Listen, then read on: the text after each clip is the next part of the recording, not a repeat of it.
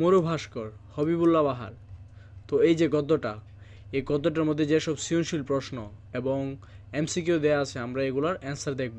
আর এই যে রিডিংটা, এটা তোমরা অবশ্যই ভালোভাবে পড়ে নিবে। আমি যদি এটা পড়তে চাই তাহলে ভিডিওটা অনেক লম্বা হয়ে যাবে, তো অবশ্যই তোমরা এগুলো লাইন বাই লাইন ভালোভাবে পড়ে নিবে। যদি তোমরা এগুলো লাইন বাই লাইন ভালোভাবে না পড়ো তাহলে এগুলা থেকে যে প্রশ্ন এবং এমসিকিউ আসবে সেগুলোর অ্যান্সার করতে পারবে না। তো অবশ্যই প্রতিটা লাইন বাই লাইন ধরে ভালোভাবে পড়তে হবে। তো দেখো এখানে শব্দ অর্থ ও টিকা দেয়া আছে, আমাদের কি করতে হবে, এগুলো ভালোভাবে শিখতে হবে, কারণ এগুলো থেকে এমসিকিউ এবং সৃজনশীল প্রশ্নের ক নং যে প্রশ্নটা ওইটাতে এগুলো থেকে অবশ্যই প্রশ্ন আসবে। যেমন মরু ভাস্কর শব্দের অর্থ কী, তোমাদের প্রশ্ন আসতে পারে। তো এর অর্থ হলো মরুভূমির সূর্য। তো এখানে হজরত মোহাম্মদ সাল্লাল্লাহু আলাইহি ওয়াসাল্লামকে বোঝানো হয়েছে। সৌষ্ঠব অর্থ কী, সুগঠন। হাদিস হজরত মোহাম্মদ সাল্লাল্লাহু আলাইহি ওয়াসাল্লামের অনুমোদিত বাক্য ও কাজের সমষ্টি। তো এইভাবে তোমরা সবগুলারই শব্দের অর্থ জেনে নিবে। তারপর দেখো এই যে মরু ভাস্কর, এই যে গদ্যটা, এটার পাঠের উদ্দেশ্য কী, মহামানবদের প্রতি শিক্ষার্থীর শ্রদ্ধাবোধ জাগিয়ে তোলা।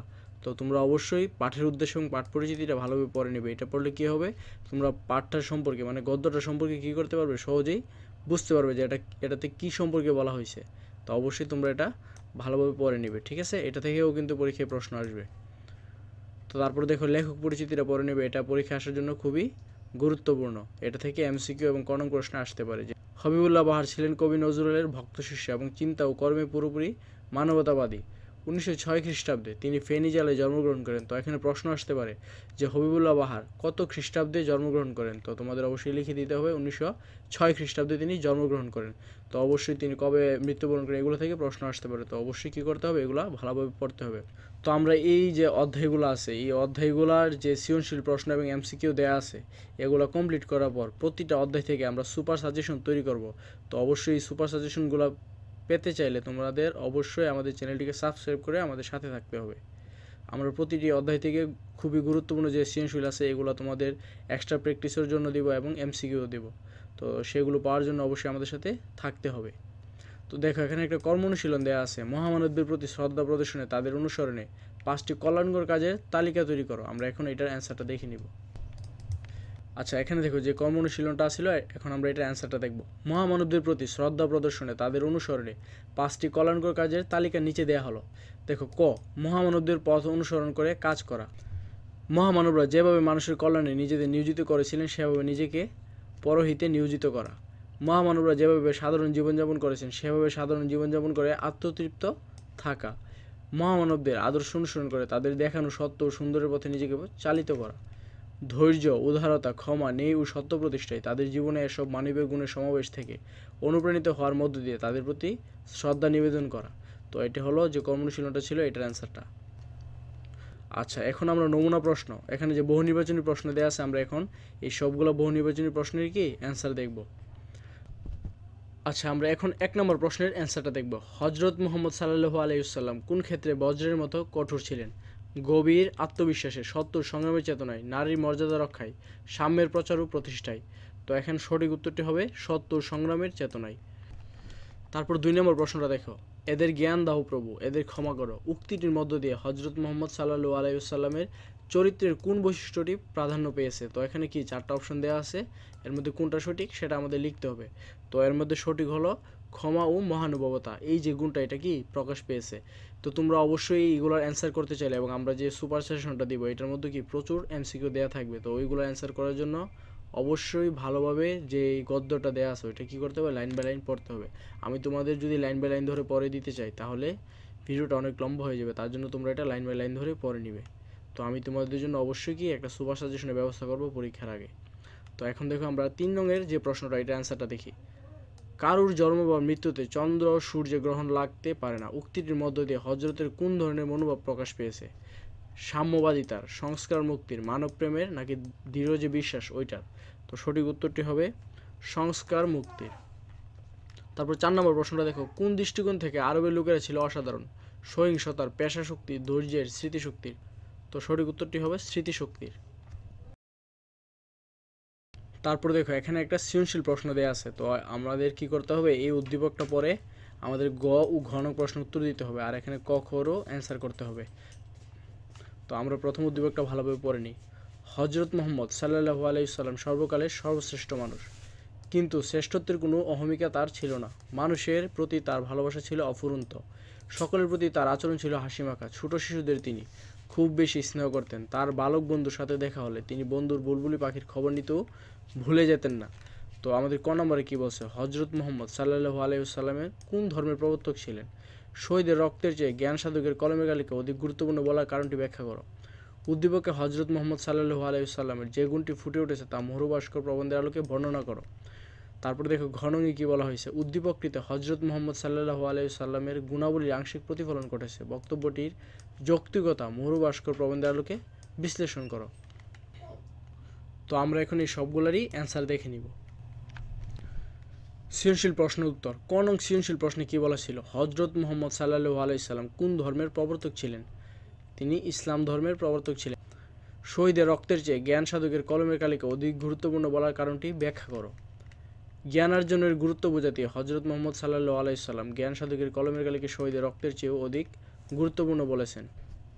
হজরত মুহাম্মদ সাল্লাল্লাহু আলাইহি সাল্লাম সবসময় সত্য ও যুক্তিগ্রাহ্যতার পক্ষে অবস্থান নিয়েছেন। জ্ঞান চর্চা ব্যতীত মানুষের মন সত্য ও যুক্তির আলোয় আলোকিত হতে পারে না। এ কারণে হজরত মুহাম্মদ সাল্লাল্লাহু আলাইহি সাল্লাম জ্ঞান চর্চার উপর গুরুত্বারোপ করেছেন। জ্ঞান সাধকের কলমের কালিকে শহীদের রক্তের চেয়ে পবিত্র ঘোষণা করে তিনি মানুষকে জ্ঞান চর্চায় উৎসাহিত করেছেন। তারপর দেখো গণং প্রশ্নটাতে কী বলা ছিল, উদ্দীপকে হজরত মুহাম্মদ সাল্লাল্লাহু আলাইহি সাল্লাম এর যে গুণটি ফুটে উঠেছে তা মরুভাস্কর প্রবন্ধের আলোকে বর্ণনা করো। তো এই যে গণং যে প্রশ্নটা, এটাও কিন্তু অ্যান্সার করতে চাইলে অবশ্যই উদ্দীপকটা ভালোভাবে বুঝতে হবে এবং গদ্যটা সম্পর্কে ভালোভাবে ধারণা থাকতে হবে। তো আমরা এখন উত্তরটা দেখে নিই। উদ্দীপক ও আলোচ্য প্রবন্ধে মহানবী হজরত মুহাম্মদ সাল্লাল্লাহু আলাইহি সাল্লামের সারল্যের পরিচয় ফুটে উঠেছে। তো তোমরা যদি এইভাবে লিখতে পারো প্রথম প্যারাটার জন্য তোমরা 1 পেয়ে যাবে। তো আমাদের কী বলছিল, উদ্দীপকে হজরত মুহাম্মদ সাল্লাল্লাহু আলাইহি সাল্লামের যে গুণটি ফুটে উঠেছে তা মরুভাস্কর প্রবন্ধকে বর্ণনা করো।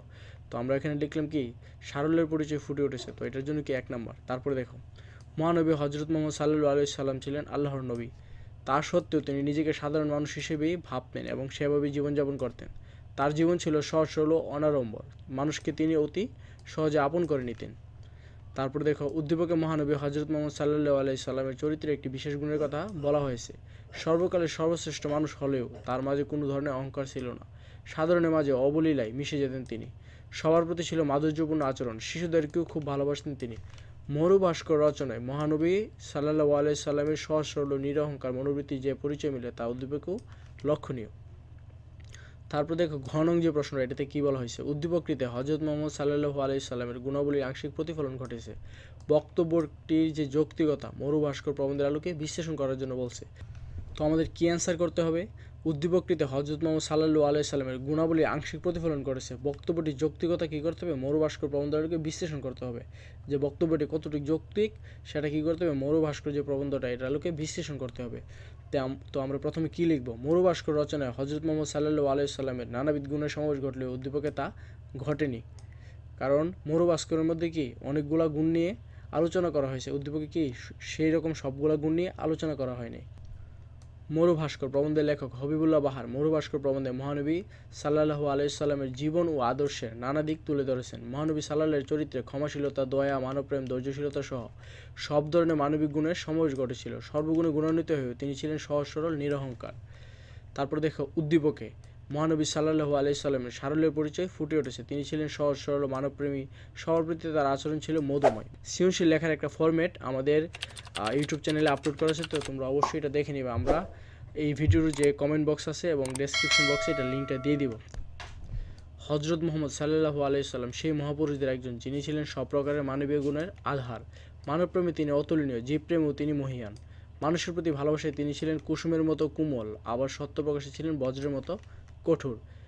নিষ্কলুষ চারিত্রিক গুণাবলী ও মানবপ্রেমের কারণেই তিনি সর্বকালের সকল মানুষের জন্য অনুকরণীয় আদর্শ। মহানবী সাল্লাল্লাহু আলাইহি সাল্লামের গুণাবলী সম্পর্কে এমন বিস্তৃত ধারণা পাওয়া যায় মরুভাস্কর রচনায়।